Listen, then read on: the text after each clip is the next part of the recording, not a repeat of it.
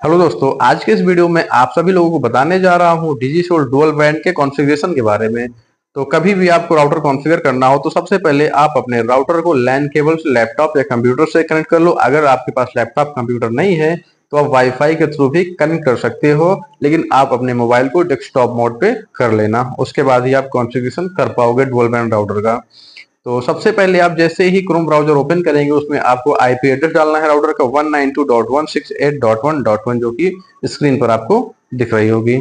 उसके बाद एक पेज खुल करके आएगा जो कि आपको स्क्रीन पर दिख रहा है। उसमें यूजर नेम पूछा जाएगा, यूजर नेम एडमिन होगा। पासवर्ड की अगर बात करें तो डिजिसोल के लिए तो पासवर्ड होगा digisol@321। डिजिसोल का स्टार्टिंग लेटर यानी कि डी कैपिटल रहेगा, बाकी सब स्मॉल रहेगा। वेरिफिकेशन कोड डालना है। उसके बाद नॉर्मली ये पेज खुल के आ जाएगा जिसमें आपसे पूछा जाएगा ओल्ड पासवर्ड। तो ओल्ड पासवर्ड आपने अभी जो लॉगिन करने के लिए डाला था कैपिटल डी, उसके बाद सारी चीजें स्मॉल रहेंगी यानी कि digisol@321। इसका पासवर्ड आपको स्क्रीन पर शो कर रहा होगा, मिल जाएगा। अगर हम नए पासवर्ड की बात करें तो नया पासवर्ड आप जो कुछ भी डालना चाहते हैं आप इसमें डाल सकते हैं। जैसे कि मैं फिलहाल इसमें डाल रहा हूँ BSNL@123। तो जो आप न्यू पासवर्ड में डालेंगे वही कंफर्म पासवर्ड में सेम चीज डालना है। और पासवर्ड में स्पेस कभी नहीं रखते, अगर आप स्पेस रखोगे तो पासवर्ड अप्लाई नहीं होगा, वो सही नहीं माना जाएगा। इतनी चीज डालने के बाद आपको अप्लाई कर देना है, फिर आपका वही होम पेज फिर से खुल के आ जाएगा। यूजर नेम पूछेगा, यूजर नेम कभी नहीं चेंज होता, यूजर नेम एडमिन ही रहेगा। इसके बाद पासवर्ड पूछा जा रहा है, तो दोस्तों अभी आपने जो भी नया पासवर्ड बनाया होगा उस पासवर्ड को उसमें डाल देंगे। वेरिफिकेशन कोड स्क्रीन पे शो हो रहा है, उसको डाल देंगे। वेरिफिकेशन कोड डालने के बाद लॉगिन पे क्लिक करना होगा। जैसे ही आप लॉगिन पे क्लिक करोगे तो इसका यानी कि इस राउटर का होम पेज खुल करके आ जाएगा। अब कॉन्फ़िगरेशन के लिए सबसे पहले हमें क्लिक करना पड़ेगा नेटवर्क पे। नेटवर्क पे जाने के बाद आपको दिखेगा connection name TR069 RV ID46। ये एक ऑटो कॉन्फ़िगर्ड राउटर है। ये एक ऑटो कॉन्फ़िगर्ड राउटर है, इसको हम रिकॉन्फ़िगर करेंगे। तो मोड इसका रूट ही रहेगा। आईपी वर्जन की बात करें तो IPv4 ही रहेगा। ट्रिपल पी मोड इस पे टिक कर देना है, यानी कि DHCP स्टैटिक नहीं, ये इंटरनेट कनेक्शन है। तो इंटरनेट कनेक्शन हमेशा ट्रिपल PoE मोड पे चलता है, तो ट्रिपल PoE मोड को हम टिक कर देंगे।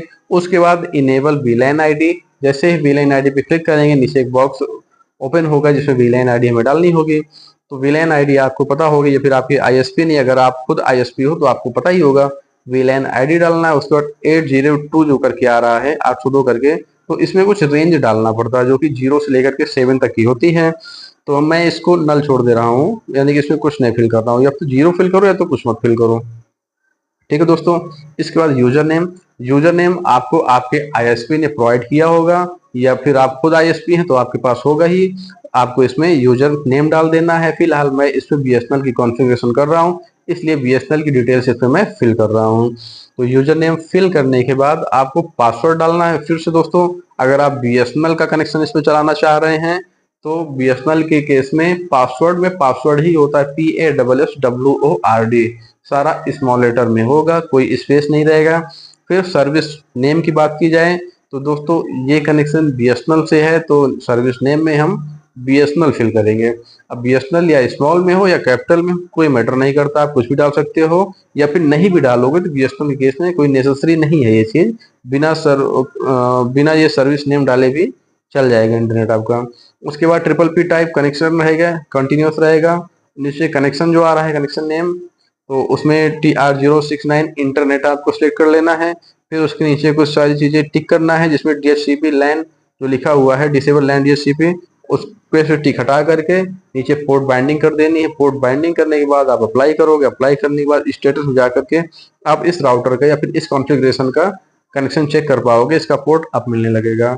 इसके बाद बहुत ही इंपॉर्टेंट एक कॉन्फ़िगरेशन और आया है बीएसएनएल के कनेक्शंस के लिए, खास करके वो TR069 का कनेक्शन है जिसमें एक रिमोट एक्सेस मिलता है सर्वर को, जिससे कि राउटर ऑटो कॉन्फ़िगर हो जाता है। इन फ्यूचर अगर कभी राउटर आपका हार्ड रीसेट होता है तो आपको जाकर के राउटर को कॉन्फ़िगर करने की जरूरत नहीं है, वो एसीएस सर्वर अपने आप उसको कॉन्फ़िगर कर देगा।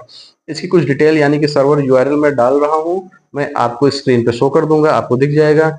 और यूजर नेम में एसीएस रहेगा। पासवर्ड की बात करें तो इसका पासवर्ड भी आपको स्क्रीन पे मिल जाएगा, और इसका पासवर्ड है ACS@BSNL। ये डालने के बाद इसमें जो टाइम लिख करके आ रहा है इंटरवल टाइम, इसमें आपको 300 डाल देना और कुछ नहीं करना। नीचे जाकर डायरेक्टली आपको सेव अप्लाई करेंगे। जैसे सेव अप्लाई करेंगे सेट एक्सेस या सेट सक्सेस का ऑप्शन आएगा, इसको ओके कर देना है। अब आप इसकी कॉन्फ़िगरेशन देखना चाह रहे हो कि ये हमारा एसीएस कॉन्फ़िगरेशन हुआ है कि नहीं हुआ है। स्टेटस में जा करके रिमोट मैनेज में जाओगे तो इसमें आपको डिटेल मिल जाएगा। स्टेटस आ रहा है, इसका स्टेटस दिखा रहा है सक्सेस, यानी कि आपने जो भी अभी डेटा पीछे डाला है, जो भी एड्रेस आपने डाला है वो सारी चीजें करेक्ट थी और ये सेट हो गया है, यानी कि इसका एक्सेस अब एसीएस सर्वर के पास चला जाएगा। अब हम दोस्तों इस वाईफाई का नाम और पासवर्ड चेंज करना चाह रहे हैं। ये एक डुअल बैंड राउटर है, इसलिए इसमें वाईफाई की दो फ्रीक्वेंसी निकलती हैं, एक 5 गीगाहर्ट्ज, दूसरी है 2.4 गीगाहर्ट्ज की। तो 5 गीगाहर्ट्ज वाले में पहले क्लिक करता हूँ। इस पे जैसे आप ओपन क्लिक करोगे तो पहले ऑप्शन देगा इसका SSID चेंज करने के लिए, यानी वाईफाई का नेम चेंज करने के लिए। वाईफाई का नेम आप जो कुछ भी रखना चाह रहे हो चेंज करो, यानी कि आप अपने हिसाब से फिल कर सकते हो। फिल करने के बाद नीचे जाके सेव अप्लाई करना है, 10 सेकंड वेट करना है, पेज अपने आप पॉपअप होगा, ओपन हो जाएगा। अब बात करें अगर पासवर्ड की, पासवर्ड के लिए सेम वही नेटवर्क से WLAN से WLAN सिक्योरिटी दिखेगा। WLAN सिक्योरिटी जब क्लिक करोगे नीचे ऑप्शन आएगा प्री शेयर्ड की, यानी कि वाईफाई का पासवर्ड है प्री शेयर्ड की। तो आपको इसको शो कर देना है, जो भी पासवर्ड इसमें होगा पहले से पड़ा आपको दिख जाएगा। आप उसको हटाओ, नया पासवर्ड डालो, सेव अप्लाई करो, 10 से 15 सेकंड वेट करो, पेज अपने आप पॉपअप होगा, यानी रिफ्रेश होगा। रिफ्रेश होने के बाद आपका वाईफाई पासवर्ड चेंज हो जाएगा। अब अगर 2.4 गीगाहर्ट्ज के लिए हम बात करें तो सेम प्रोसेस इसमें भी करना है। 2.4 गीगाहर्ट्ज पे आप क्लिक करो, SSID चेंज करना चाहते हो, उसका जो भी आप नाम रखना चाहते हो वाईफाई का नाम रखो, उसके बाद सेव एंड अप्लाई कर दो, 10 से 15 सेकंड वेट करो, पेज अपने आप पॉपअप होगा और वो सेव हो जाएगा।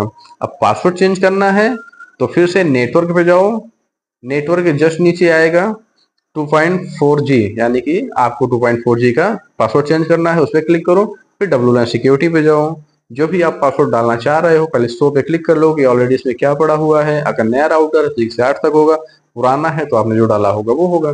नया पासवर्ड डालो, अप्लाई चेंज करो, 10 से 15 सेकंड वेट करो, फिर से पेज अपने आप ही रिफ्रेश होगा। तो रिफ्रेश होने के बाद आपका पासवर्ड यानी कि वाईफाई का पासवर्ड चेंज हो जाएगा।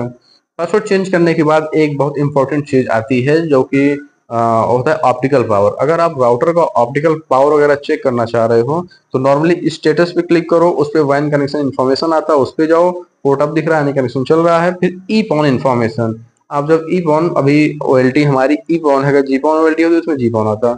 अभी हमने उस पर आपको क्लिक करके दिखाया ईपॉन इन्फॉर्मेशन, 20 RX पावर रिसीव हो रही है 20 dBm की, यानी कि ऑप्टिकल पावर सही है। इसके बाद स्पीड टेस्ट करके मैं आपको दिखा दे रहा हूँ। ये कनेक्शन अभी हमने जो इस पे चालू किया है 50 Mbps का प्लान था और इसकी स्पीड में 50 Mbps की मिल रही, जो कि आप देख ही रहे हो, स्पीड अमेजिंग है, यानी कि BSNL बहुत ही ज़्यादा इम्प्रूव कर चुका है।